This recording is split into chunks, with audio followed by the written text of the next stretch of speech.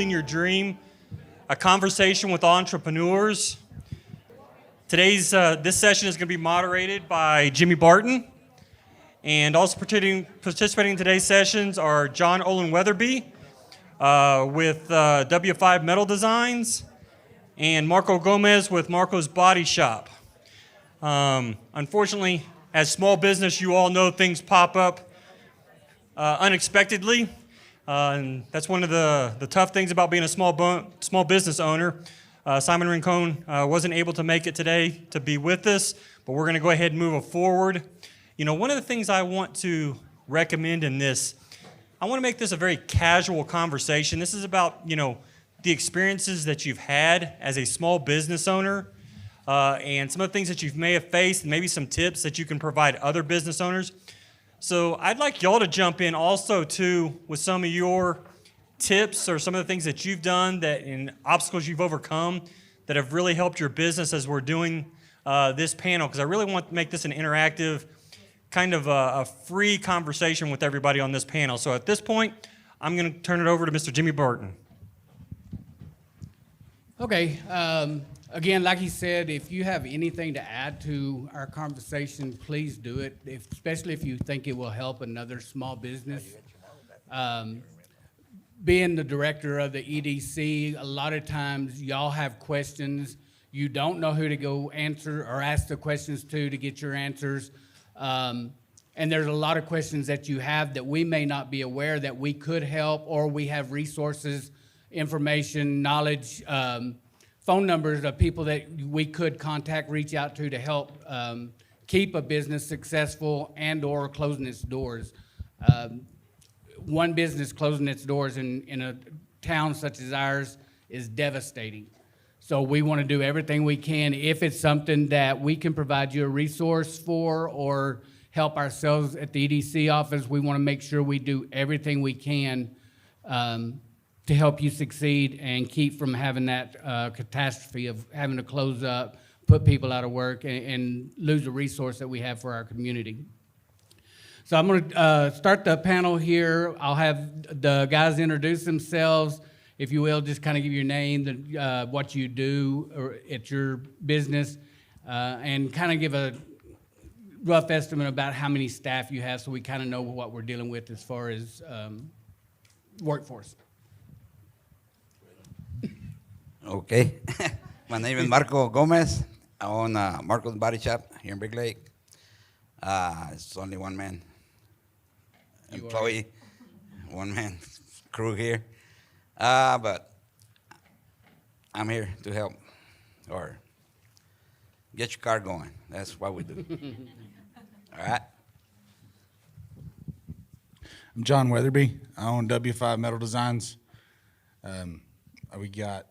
There's 7 of us right now. We've had as many as 11 and as little as when it was just me. We've been in business for 3 years. This is our 3rd year. Been welding a long time, but this is our 3rd year in business, doing it professionally.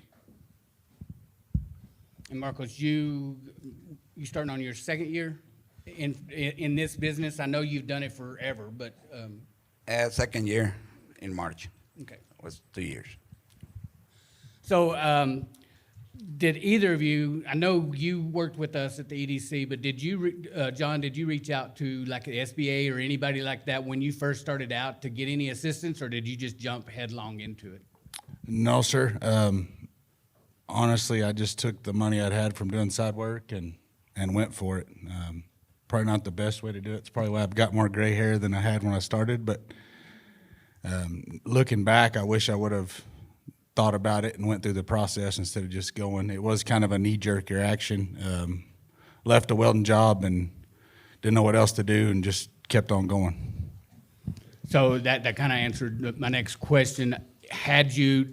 Were you aware of like some of the stuff that we're hearing today, that those opportunities were out there, and do you think back when you started, would you have taken more interest into checking with them before? I know it wasn't so much as a money issue, but trying to get the business started, the paperwork that you needed, were you aware that there was people that would help you do stuff like that? No, sir, I really wasn't. again, we left the job on a Thursday and started back work Monday. So we just went for it. Luckily, my wife and secretary and HR and business development, everything else, marketing, she handles. She knew QuickBooks from previous employment, and we just went with it. I think it would have been beneficial to know, even now, being 3 years in, I didn't know some of the things that were offered to small business owners. Same here. Yeah, I got a lot of information out of that last panel that I didn't even know, and that's my job to know. So I was very appreciative of the last panel. Either one of y'all, what has been the most valuable lesson learned navigating the challenges unique to small businesses in our area?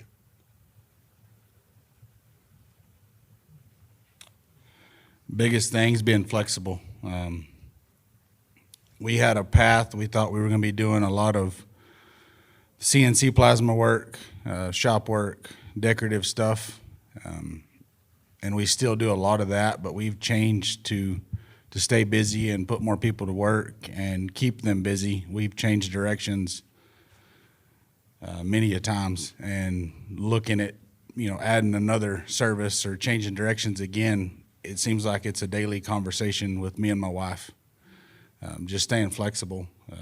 One point we said we'd stay out of the oil field and just stay farm and ranch and art and stuff like that, and we're back in the oil field as well as doing the art and metal buildings and powder coating and hot shots, and it just being flexible, being able to grab it and go. With that being flexible, how do you convince your employees, other than just saying you're going to do what I say, but how do you convince your employees to embrace flexibility and change and stuff like that?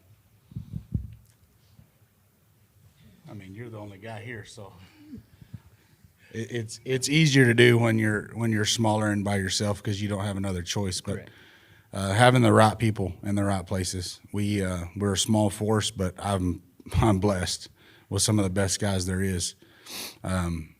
We've got guys that one day they're on the barn crew, sheeting a roof. The next day they're in the shop, and then the next day they're out in the field working on SWD, and all of them smile and just keep going.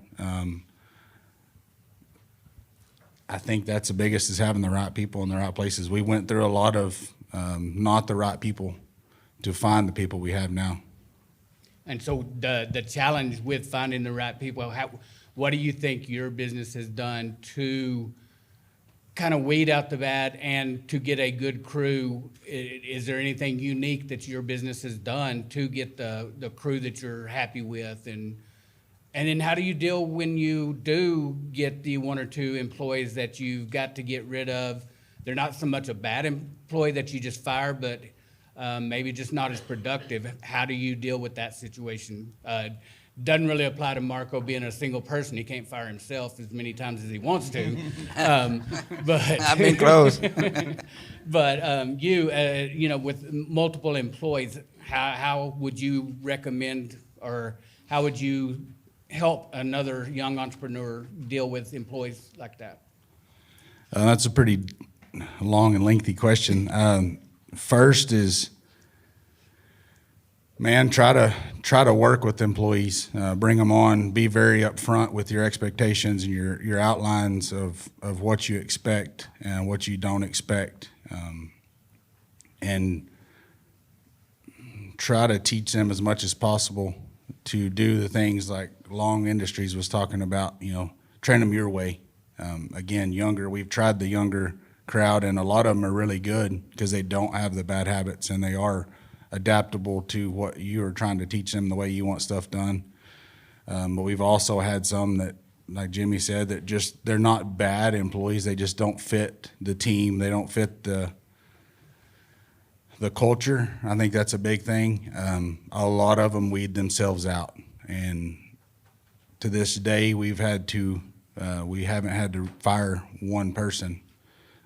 All of them have weeded themselves out one way or another. Whether they get a different job offer, they go in a different industry, They go down the road to another. It's always worked out. It's come really close to it, but it's always worked itself out.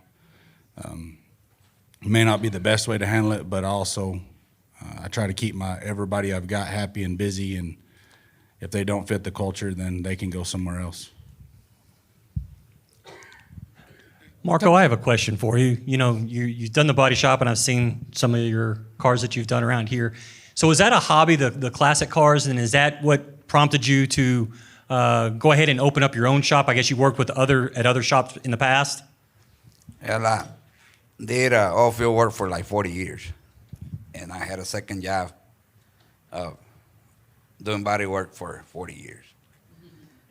So I've been building cars working on cars since I was 10 years old. And becoming a shop, well, it was just an opportunity, and it was right at the time that I was looking for something else. You know, all field let me go. Find a job with the county that wasn't paying too much. So it was kind of a passion and a side gig that you turned into a... Well, So what was the biggest struggle? And I ask because I'm also a woodworker that, you know, maybe when I retire, I might make it, you know, do some furniture work. But what would be the some advice you struggle would right give now to is me? trying to find good workers. You know, but to me, like, do anything, I'm fine. I do anything as far as the body work. And I'm thankful for the EDC, you know.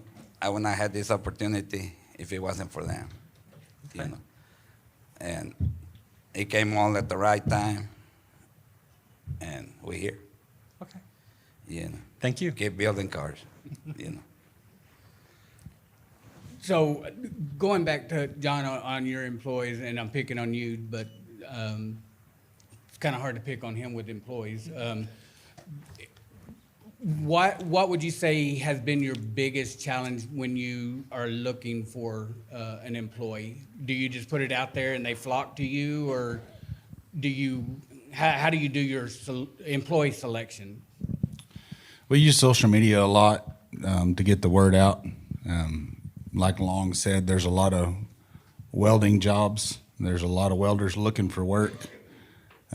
So we put it out, and we get calls and emails and messages, and we just weed through them to see what kind of fits.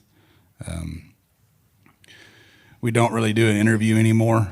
I tell all of them your interview is the first day. If you make it through the first day, then we'll talk business and possibly bring you on full time. We would do interview. We had people that interview really good, and you think that they could be running the company.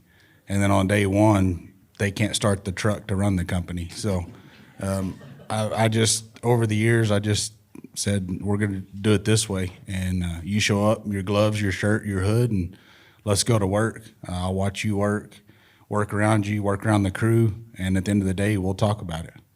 And it's actually worked a lot better than sitting down and eating lunch and interviewing somebody. And how do you? We all know that no small business, mom and pop business, can compete with oil field wages. How do you navigate that challenge? Is it just because they don't want to be in the oil field that they come to you, or something that your business has done to retain the employees that you've retained, knowing they could go to the oil? Right now, we're fixing to hit into another boom. Is that going to be a challenge to you, losing employees to the oil field wages? It's a possibility with welders, especially rig welders. Everybody, especially during the boom, everybody is hiring, and everybody's offering $2 more an hour. Again, it goes back to culture, work environment. A lot of my people have been through the oil field stuff and the long hours, and not that we don't work long hours, but we tend to do stuff quite a bit different than going straight oil field. I think that helps a lot. We do pay very well for the employees we have, and the ones we keep, we pay very, very well compared to, I would say, my previous employers. We pay very, very well, take care of our people. You have anything to add? I mean, I know you don't have the employees, you're actively looking for employees. Every year, every day. And do you think maybe that is one of the problems that keeps you from is competing against the oil field wages? Oh, yeah, in the part, yes. Because, well, body shop is not going to pay no more than $40 an hour. You know, you go to oil field, you make $2,000 a week. Right. You know, so it's hard to compete. What, if anything, has impacted your business in a positive way that you didn't expect or consider when first starting the business? The response from the people, you know. Yes. People bringing their cars here instead of taking the Angelo for me, you know, that's a good impact. You know, I mean, that's the impact of the business. Right. You know. We did a project with the EDC that I caught flack for and never thought I would do 40-something colorful butterflies around the city, but you wouldn't believe how many calls, emails, texts, recognition we got for doing a project that never in a million years I thought we would build a shop full of butterflies, but we did it. And to this day, I bet it's been probably less than a month since I got my last call or email asking if they could buy one for their own. I've got them in Fort Worth, Sonora. There's one down by Houston. We've shipped a bunch of them after we did the big project. So it was I would say that was a project we never expected to help business, and it did. What was one setback that you didn't realize was going to be something you weren't prepared for when you opened your business? You know, I never thought that would happen or never considered that happening.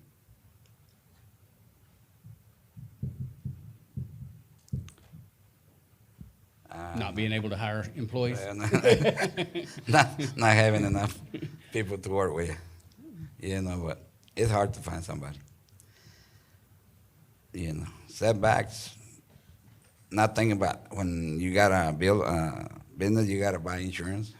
You know, that costs a lot, you know, and you got a lot of stuff to pay when you got a business, you know, cheat. So if you get lucky and hire an employee for a month and then he leaves, well, that's another setback. You Right. know, you know, so it's hard. But we're still there, working. Stuff is falling down. Do you have any setbacks that come to mind, or?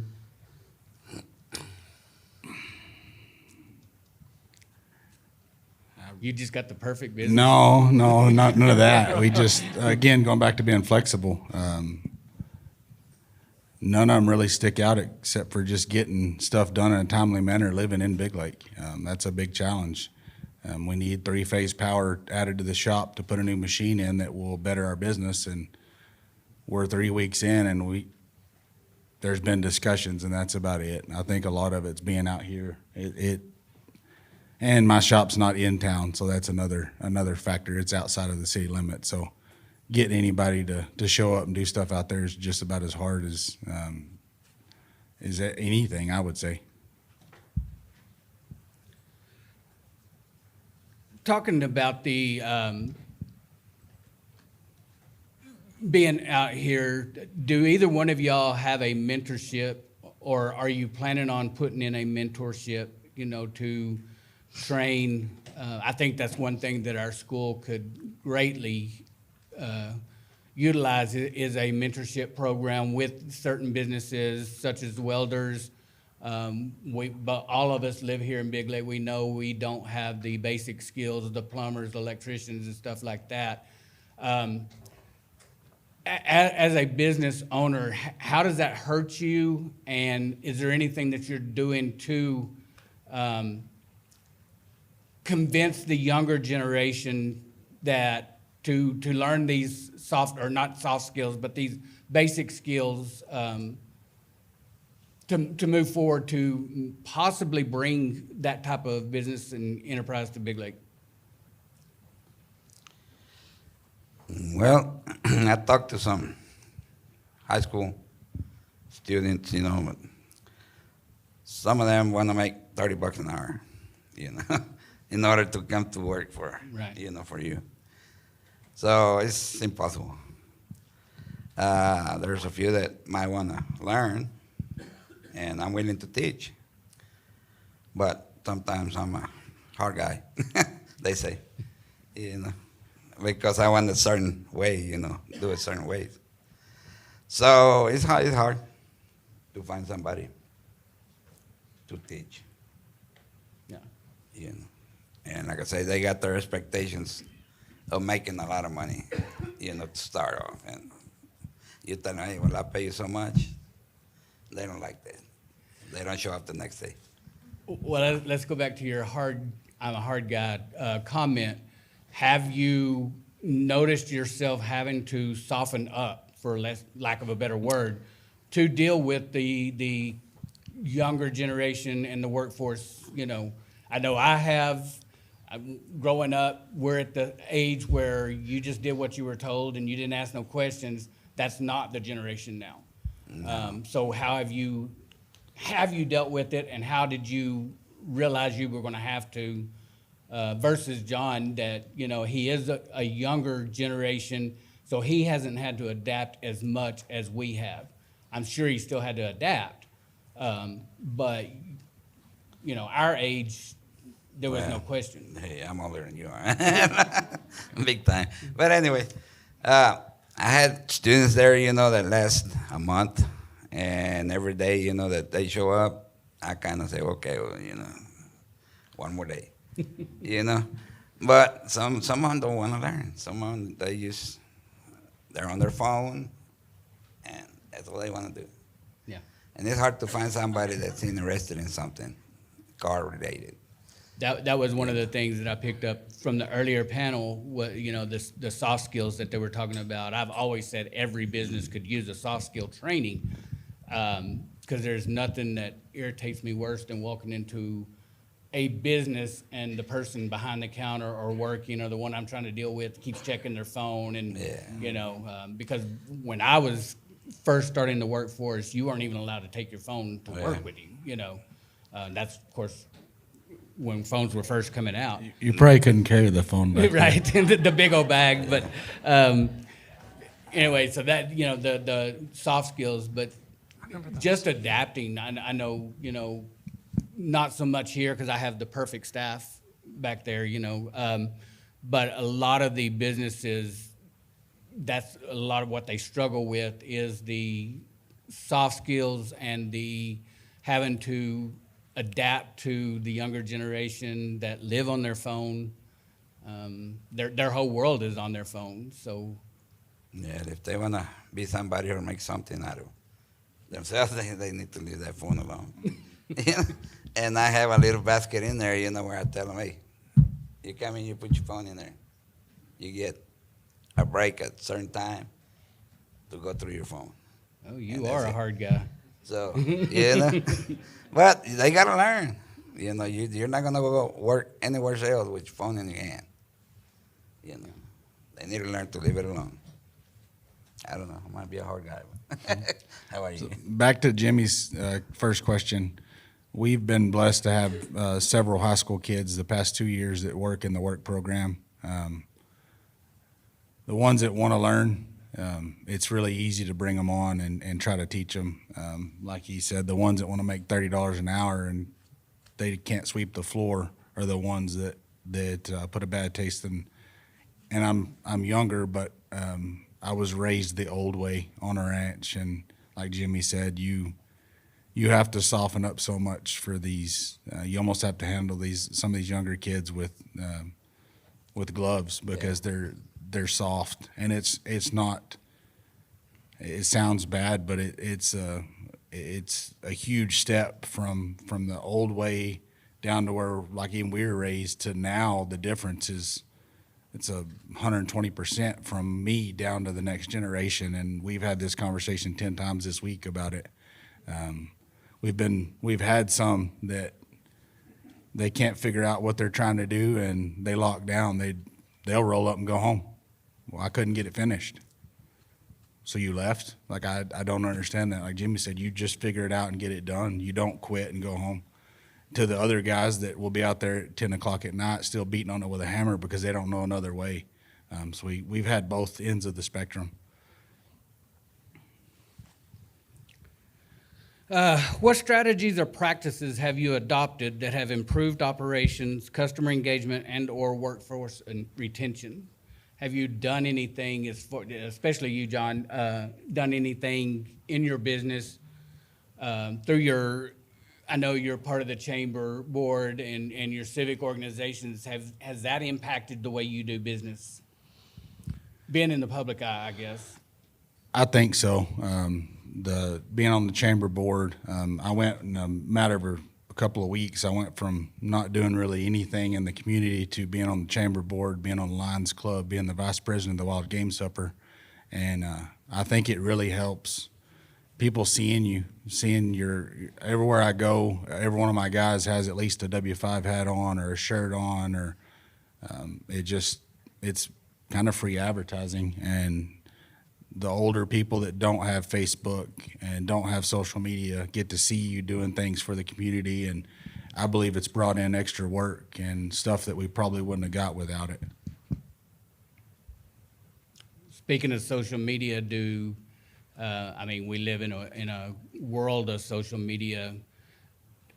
If we didn't have social media access the way we do you think, how successful do you think you would be as far as your advertising and marketing, leaving social media out of it, which we don't know how to do that now, but to make the question a little bit easier, what marketing skills would you use if you didn't have the social media? We've kind of got to where we rely on social media a whole lot for advertising and marketing.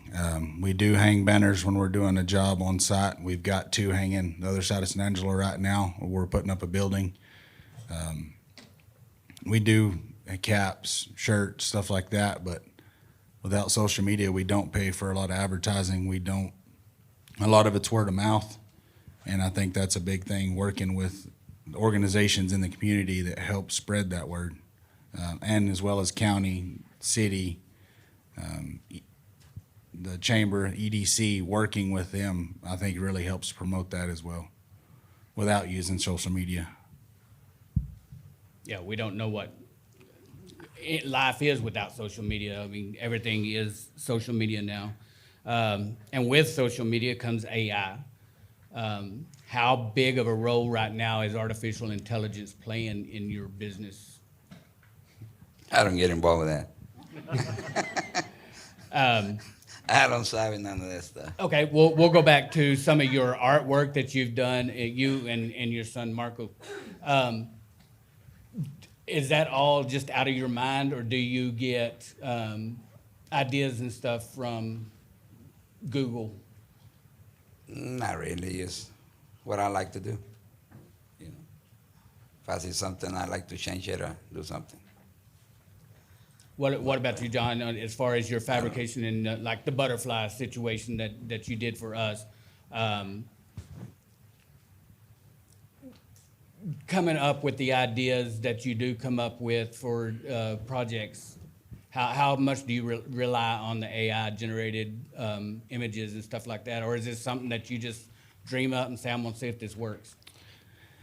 Yeah, to this point, we hadn't utilized AI. It may be beneficial, but a lot of it just comes out of my brain, and it's scary because I lack being able to. A lot of the stuff that's up here, I can't draw and relay to somebody else that has to have the same vision. They'll get to the same end product a lot of times, but it's not the way I drew it or built it up in my brain. So AI may be beneficial, but to this point, we don't use it. Marco, you worked with us at the Big Lake EDC to assist you in obtaining the business. How did you learn about the EDC, and how would you talk to a young entrepreneur to encourage them to not only the EDC, but the SBA and, you know, SCDC, how would you encourage a young entrepreneur to contact an agency like that? Just to get out there and give it a try, you know. Go to. How did you hear about it? Well, I heard about it a long time ago, but I didn't have the chance to apply because I had a steady job. I didn't worry about anything else. I had my job and I had my hobby. So I was okay. When I lost my job, then I started looking for something else. That's when this thing came around. So I just learned from members of the EDCA, go apply. Maybe it'll work. So that's what we did. And so the process of working with us through the EDC, and you've already got the money, so you don't have to, you know, say anything nice. You can be honest. I'm gonna ask how for more. easy do you think? How easy do you think it was working with us? You know, again, we didn't know like some of the stuff that we heard on the earlier panel, so it was just you and I working together to get this done. It was easy. I mean, it was just to wait time to find out yes or no or this and that, but, you know.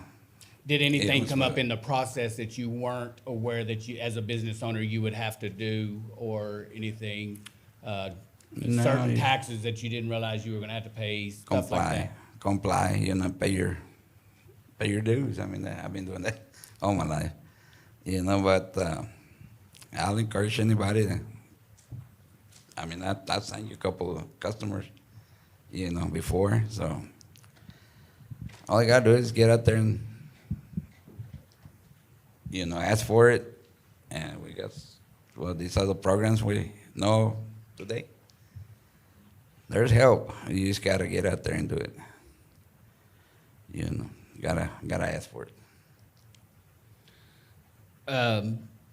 What advice would you give to encourage young entrepreneurs to follow their dreams and take the leap of owning business? Now, we want positive advice. Don't tell them to run.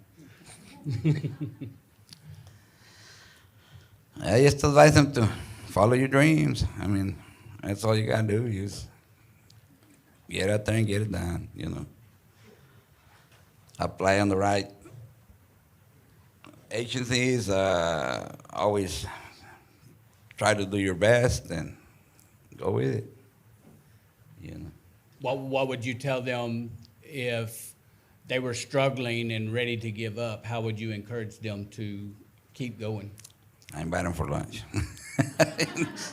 Tell them, talk to them, you know, help them, you know, give them a job there where I work until they get back on their feet, or if they got a business, I mean, try to promote business for them, you know, and do whatever we can, you know. It's hard to get into the mind of people that thinks they're gonna fail, you know. Like if you, I don't think I can do it. I was one of those persons. That's why I stayed 40 years in the oil field, because I never wanted to get out there and get, you know, let my art or whatever, building cars, you know, get out there, you know, and get too involved with that. But I don't know. I could have been somebody else, you know. But just follow your dreams. It'll come to you. What about you, John? What would you tell somebody that? I've seen it a million times. You either build your own dream or work for somebody to build theirs, and I believe it. I could be doing the same thing, probably making more money welding for somebody else, but I'd be answering to a boss and doing it their way instead of doing it my way. So I chose just go for it. Would you encourage one of your employees to, if they came to you and said, John, I want to start my own welding business, you know, that's going to be competition to you. How would you encourage them, or would you just, how would you react? So it's actually been discussed. The manager of my barn crew that runs the barn crew, it was originally designed when he came on full time that was the plan. I'd help him get it off the ground, and get some jobs under his feet and get some money coming in, and then eventually he could buy me out or take ownership of it and run it. And then once I'm paid back, then it's his. With contract welders, it's everybody is kind of their own business and their own boss. And if you don't have work for them today, they're going to go down the street and work for somebody else. So we have to deal with it pretty regular with our rig welders and chasing oil field jobs. Everybody's their own boss already, so it's not as big of a deal as somebody just stepping out and starting another fabrication shop down the street. Let's elaborate on that a little bit. Like you said, if you don't keep them busy, they are going to go somewhere else and get. Has that been a big challenge? Is finding the work, or is the work out there? It's are you having to turn down work? Marco, I know you struggle like that, but nobody wants to turn down work. But do you come across instances, John, where you are beating the bushes trying to find a job just to keep your employees going, and how hard is it to beat the bushes? Like I said, we do a lot of things, so been pretty lucky that if the barn crew's slow, we usually have some surplus shop work to do. So we hadn't really had to go beat the bushes. I hadn't had to send anybody home in 3 years. We just find something else to do. It may be building fence, maybe working on one of my trucks or building a flatbed for a customer in the shop, even though they're barn crew guys. We've been pretty lucky not have to send people home. Beating the bushes is tough because outside of the farm and ranch market in Reagan County, you go straight to the oil field. And even if you do get a job working for a major, it's going to be 60, 90 days, 120 days before you can actually start working for them. And then once you work for them, you might be 60, 90, 120 days before you get your first paycheck. Yeah. So it's a different dynamic being in Big Lake and being around here.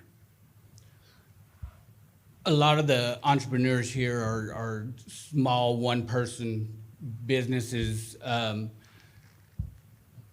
What kind of unique challenge do you face other than not having the employees and the workload that you put on yourself? What is another unique challenge that you have, Marco, that as a one-person business that other entrepreneurs may not know that they are fixing to face or are facing, and how are you overcoming those challenges?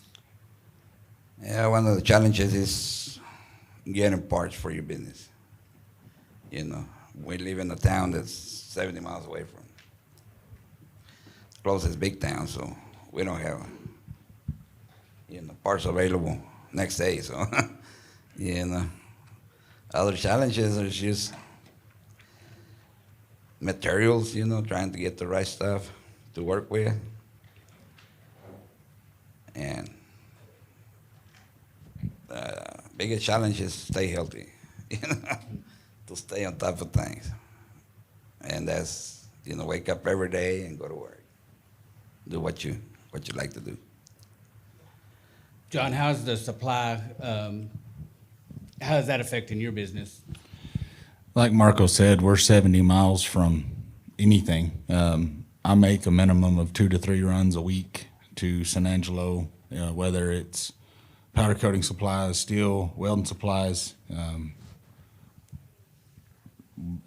Getting a truck out here is like pulling teeth because they are so busy. So we try to schedule it to where when we go in, we get a big load of steel, what we need for the week or the next 2 to 3 weeks. We try to forecast it, but it doesn't always work that way.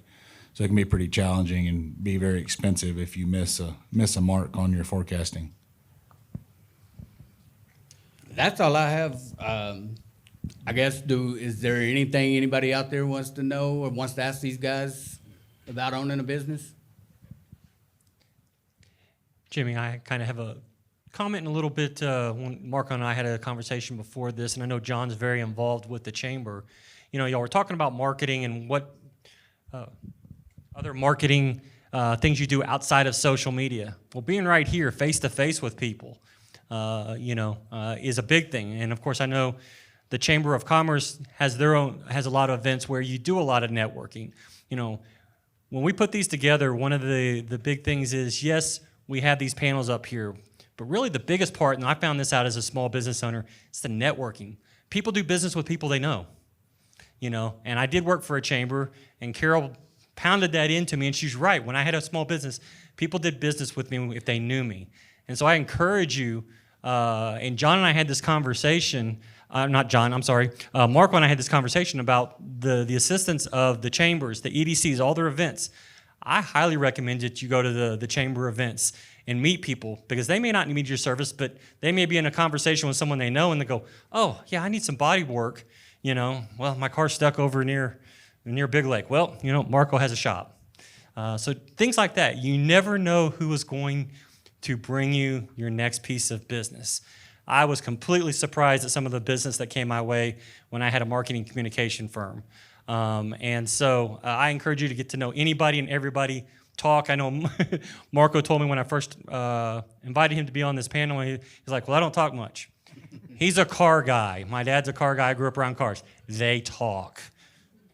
So anyone have any questions or anything you want to share with other small businesses? How many people are a member of the chamber?